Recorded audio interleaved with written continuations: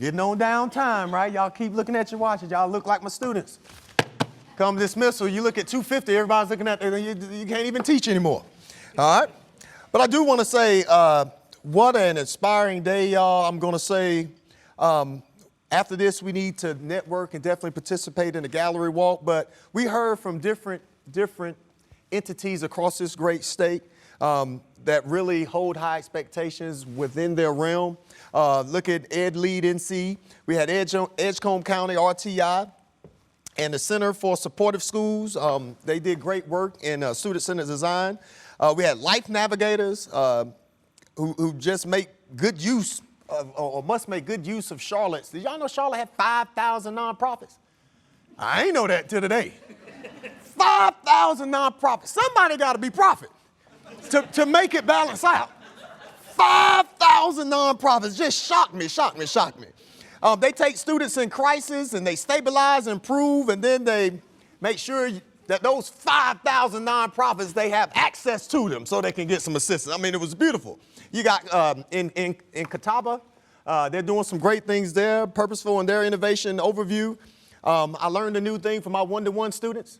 I'm not going to call it one-to-one. I'm going to steal what they just said. It's called One to World because that device is access to the world. And it showed me something. It's not just a technology device. That has the internet on it so I can go and talk to people in China if I want to. And so that just opened my eyes to that. And I was just in there kind of looking. I really didn't go in there to learn anything, but I learned a whole lot. Teacher technology training, character ed, employee engagement, and then work-based learning. They're pretty much parallel to what we're already doing with Career Academy and the concentrated courses in CTE. It's a lot of things we're doing, y'all, and we're going in the same direction. We just need to network so we can complement/supplement each other. I mean, this thing is amazing what Best NC pulled off today. So y'all please give Best NC a round of applause for putting us all together like that. It's beautiful. Beautiful. All right, so that was only 2 minutes. I got you. Don't you look at me like that. Give me that look. Okay, now up next, y'all, and I'm surprised y'all didn't hear the music playing. It should be like dun, dun, dun, dun. That's how it should be when this man comes out. This is the only man that I ever heard make Freebird McKinney be quiet. All right? It was in love, though. It was in love, and we both learned a lesson. It changed his whole keynote. It changed Freebird's whole keynote. We was in the hotel and we were talking over milk. All right? And we got to talking. And I don't know if you ever heard two people that do keynotes and two people as important as these two, and they're both social studies experts. And I'm a math man, and I'm hearing Confucius and a whole lot of 6-syllable words that I just didn't know other than Pythagorean theorem. I couldn't enter into the conversation. All right, but they were going back and forth, and Freebird's like, I know we want to do more. We want to get, and James is looking like, yeah. Freebird's like, yeah, we got to do this, Yeah. And they said, what do I need to do, James? What do I need to do? He said, Freebird. Freebird, look. Freebird. When you are able to help is when you can understand, we were talking about equity, okay, that you are part of the problem. Freebird looked like, what? I mean, it was shocking, but it was so revealing to him. Freebird was able to really reflect on his privilege and his preconceived biases that he didn't even understand that he had in the first place. And James didn't say much. He just turned the mirror around. But it transcended Freebird McKinney. This man turned from a good keynote speaker to a great one.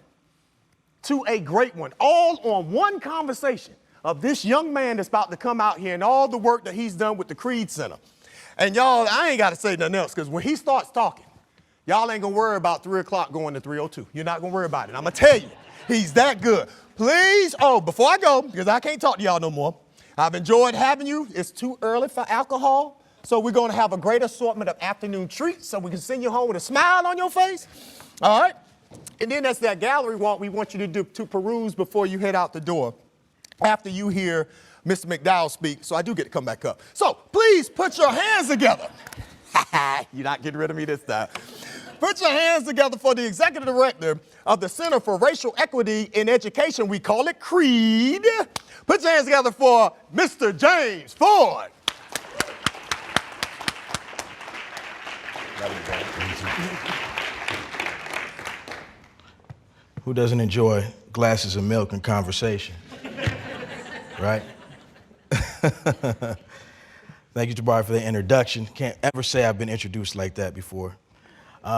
Nevertheless, it's an extreme privilege for me to be here. I'm really, really grateful to Best NC for all the activities that they've coordinated as a part of this convening, but then the opportunity to talk about a subject that's near and dear to my heart. And nothing quite revs you up at the end of the day like conversations about race. Am I right? Right? Nothing gets you ready to change the world. As he mentioned, I'm the executive director of a new organization called the Center for Racial Equity in Education, or CREED. And in CREED, we do three things. We research, we engage community, and we implement change solutions. Today, I'm glad and proud to be able to allow you all a glimpse at some of the data from our introductory and flagship research project called Erasing Inequities, with the word race in the middle. Clever, I take a little credit for that.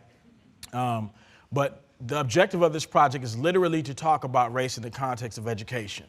And, you know, the question always gets raised a lot of times, right? Why are we talking about race? First, I want to acknowledge, I feel like that's trolling a little bit, right? But two, we wouldn't talk about race if it weren't relevant.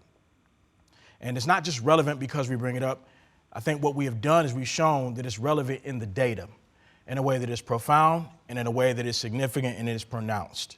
The Erasing Inequities report looks at over 1.5 million student records from the years 2016 and 17.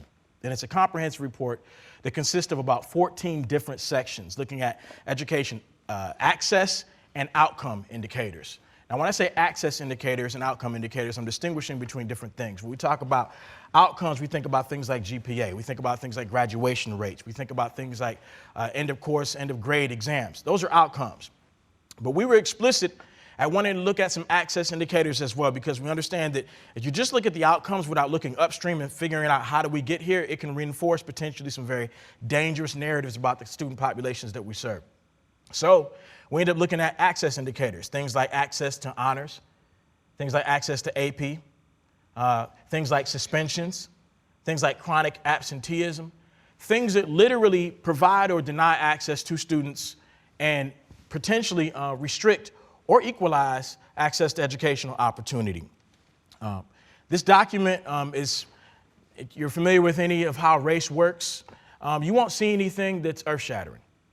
For the most part, a lot of what we found was very predictable. Pretty much, generally speaking, you can say that for non-Asian students of color, race diminishes their educational opportunity, almost without exception. And that's a depressing figure, but I know that the theme of this conference is about raising expectations. And what I'm hoping that that would do, and I hope that you'll consult the report at your leisure, is challenge us. Challenge us to not just reform, because with all due respect, I feel like we've had enough of reform. We like to use the words transform. We're an educational transformation organization. We're going to have to do something that looks radically different, something with totally different rules, totally different shape to it, in order to transform the outcomes of our students. We asked two primary essential questions that guide the research in this document. They're simple questions. Does race influence educational access and outcomes? And does race influence educational access and outcomes after accounting for other factors?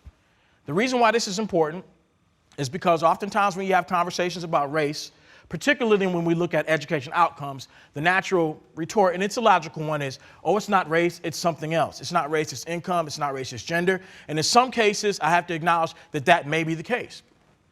But when you control for those other demographic factors, when you control for gender, when you control for English language proficiency, when you control for ability status and for giftedness, and you still see that in that variance that race is still significant, we have to have a different conversation.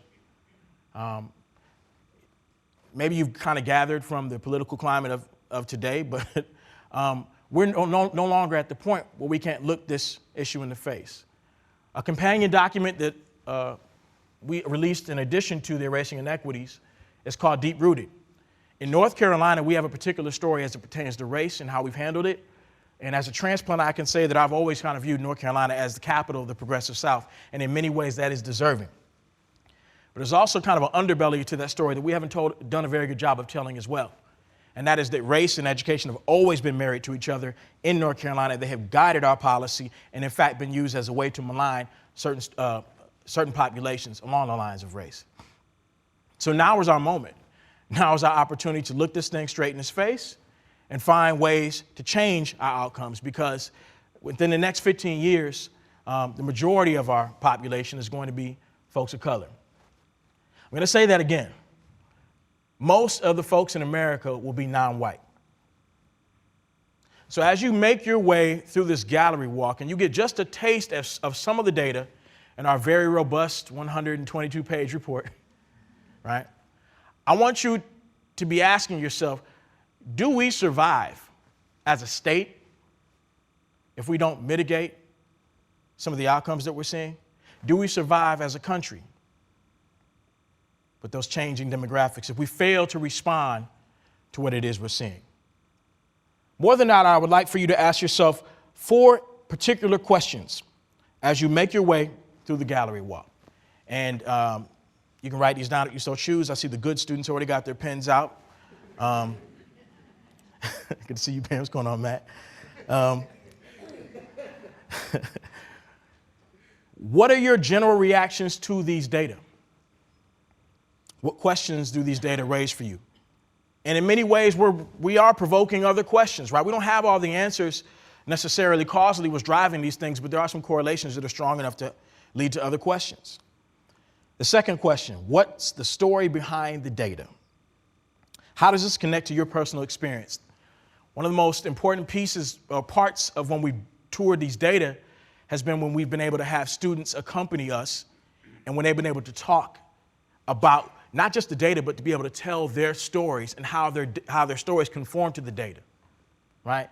Because whereas we can look at a table or a chart and we can see, that there's a problem there, to hear it from the mouth of babes about how they can say, yeah, I've never had a teacher who looks like me, right? Or yes, I didn't even know what AP courses were until somebody told me about them, right? And then even when I got into that AP course, there was nobody in there who looked like me, right? Thinking about the stories behind these data become important. 3, what further information would be helpful? As we keep our eyes focused on raising expectations and finding solutions, what sort of information do we need to be able to turn that corner and pivot to talk about what we need to do to change things radically? And that leads to, lastly, 4, what solutions can you think of to address these issues? Of course, we won't have time to dig deep into these things, but the purpose of this is sort of to allow you to probe for yourself.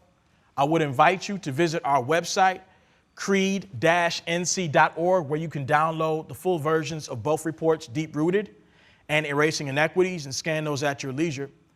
But in addition, there's an article that says what to do with our reports. We recognize the reports alone don't change anything, right? We can marvel and navel gaze at the problem, but at the end of the day, each of us, no matter what stakeholder group we belong to, whether you're teachers, whether you're principals, whether you're district staff, whether you're policymakers, whether you're activists and advocates, there are certain things we can do in response to these data. So I would ask you to read that and figure out how to activate change on your own behalf and to help us radically reshape the way that the education system looks currently so that we can leave this conference not feeling doom and gloom, but thinking about ways that we can inspire change and ultimately subscribing to a radical hope that another way is possible, right? And in fact, another way is necessary if we're going to be the state and the nation that we want to be. And so with that, I think we got some cookies and some milk, right, out there. Not yet? Okay. Maybe a little bit later. But I do want to entreat you to ask yourself those 4 questions as you make your way around. I'll be around to be able to respond to some things, some queries and questions as well. But now is the time to change things to create racial equity for our students in North Carolina. Thank you so very much for allowing me to be here.